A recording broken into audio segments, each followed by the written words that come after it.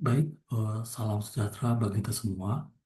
Pada kesempatan ini, saya akan mempresentasikan proposal penelitian saya yang berjudul Simulasi dan Analisis Dynamic Load Balancing pada Sistem Komputasi Paralel Terdistribusi dengan Beban Kerja Tidak Seragam. Penelitian ini berada pada bidang komputasi paralel dan terdistribusi dengan fokus utama pada bagaimana mekanisme pembagian beban kerja memengaruhi kinerja sistem ketika beban yang diproses tidak seragam. Perkenalkan, nama saya Yosia Ganta Purba, mahasiswa program studi S1 Ilmu Komputer Universitas Sumatera Utara. NIM saya adalah 221401132. Proposal penelitian ini disusun sebagai bagian dari rencana penelitian saya pada bidang komputasi paralel terdistribusi, yang saat ini banyak digunakan untuk menangani kebutuhan komputasi berskala besar di berbagai bidang. Kemudian kita masuk ke bagian pertama, yaitu latar belakang. Perkembangan teknologi informasi saat ini mendorong peningkatan kebutuhan pemrosesan data dalam jumlah besar dan kompleks. Untuk memenuhi kebutuhan tersebut, sistem komputasi paralel dan terdistribusi banyak digunakan karena mampu membagi tugas ke beberapa node secara bersamaan. Namun, dalam praktiknya, beban kerja yang diproses oleh sistem tidak selalu seragam. Sebagian tugas bersifat ringan, sementara tugas lainnya membutuhkan waktu komputasi yang lebih lama. Kondisi ini menjadi semakin kompleks ketika sistem harus menangani variasi beban kerja yang berubah-ubah selama proses berlangsung, sehingga metode pembagian beban yang statis menjadi kurang efektif dan dapat menurunkan kinerja sistem secara keseluruhan. Kemudian apa yang menjadi motivasi dan ruang lingkup dari penelitian ini?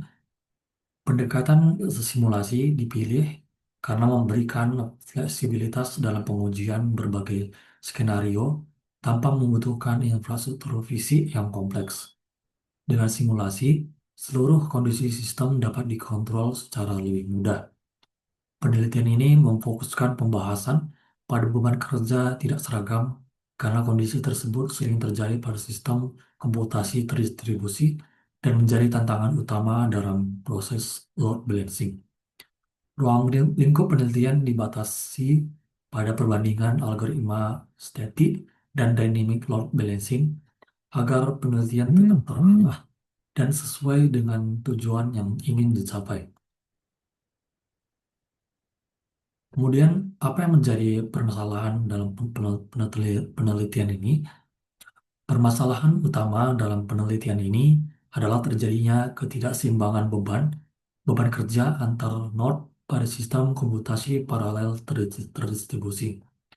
Metode static load balancing umumnya membagi beban kerja di awal proses tanpa mempertimbangkan kondisi runtime, sehingga metode ini kurang adaptif ketika terjadi perubahan beban selama proses yang berlangsung.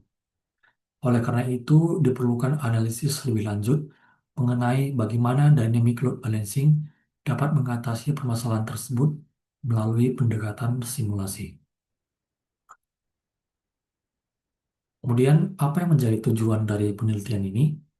Tujuan dari penelitian ini adalah merancang sebuah model simulasi sistem komputasi paralel terdistribusi dengan beban kerja yang tidak seragam. Selain itu, penelitian ini bertujuan untuk menganalisis kinerja dynamic load balancing serta membandingkannya dengan static load balancing berdasarkan parameter performa sistem. Kemudian, landasan teori dari penelitian ini mencakup konsep komputasi paralel, komputasi terdistribusi, dan load balancing. Komputasi paralel memungkinkan beberapa proses dieksekusi secara bersamaan, sedangkan komputasi terdistribusi melibatkan beberapa node yang saling berkomunikasi melalui jaringan. Dynamic load balancing berperan dalam mendistribusikan ulang beban kerja secara adaptif ketika terjadi ketidakseimbangan selama proses berjalan. Kemudian apa yang menjadi eh, penelitian yang telah dibahas? Beberapa penelitian terdahulu menunjukkan bahwa dynamic load balancing mampu meningkatkan efisiensi sistem dibandingkan dengan metode statis. Penelitian oleh Al-Balawi pada tahun 2025 menunjukkan bahwa dynamic scheduling lebih efektif dalam menangani perubahan beban kerja. Sementara Khan dan Ahmad pada tahun 2024 menekankan pentingnya mekanisme adaptif dalam sistem terdistribusi. Dari penelitian-penelitian tersebut dapat disimpulkan bahwa mekanisme adaptif menjadi fokus utama penelitian terkini. Namun masih diperlukan pendekatan simulasi yang mudah dianalisis secara konseptual. Kemudian apa metodologi yang digunakan? Metodologi yang digunakan dalam penelitian ini adalah pendekatan kuantitatif dengan metode simulasi. Sistem dimodelkan menggunakan arsitektur master worker, di mana node master bertanggung jawab dalam pengelolaan dan distribusi tugas, sedangkan node worker mengeksekusi tugas secara paralel. Dengan menggunakan simulasi, seluruh variabel dapat dikontrol sehingga hasil perbandingan antar algoritma dapat dilakukan secara lebih objektif dan konsisten. Kemudian algoritma apa yang digunakan? Penelitian ini menggunakan dua algoritma load balancing sebagai objek perbandingan. Algoritma round robin digunakan sebagai representasi static load balancing, sedangkan algoritma threshold based digunakan sebagai dynamic load balancing. Perbedaan cara kerja kedua algoritma ini menjadi dasar utama dalam menganalisis bagaimana sistem merespon kondisi beban kerja yang tidak seragam.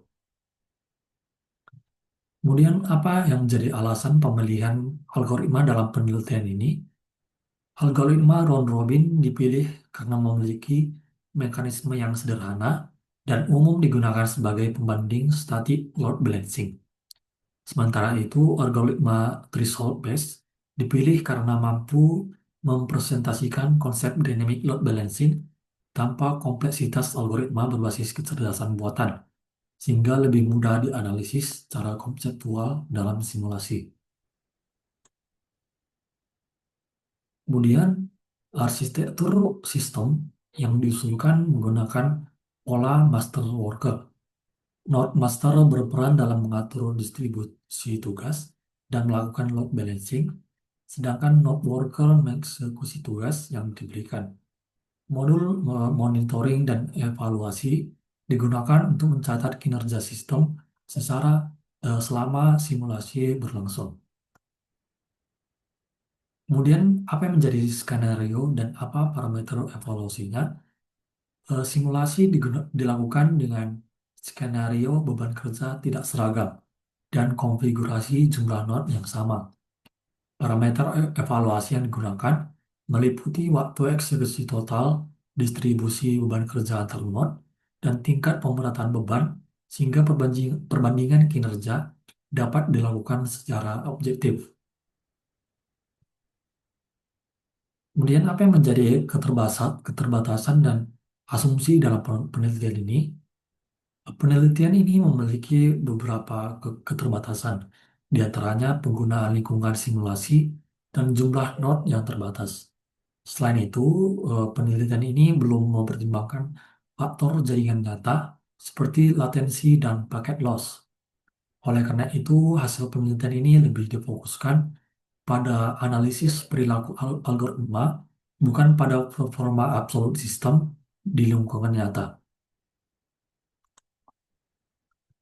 Kemudian kita masuk ke bagian kesimpulan.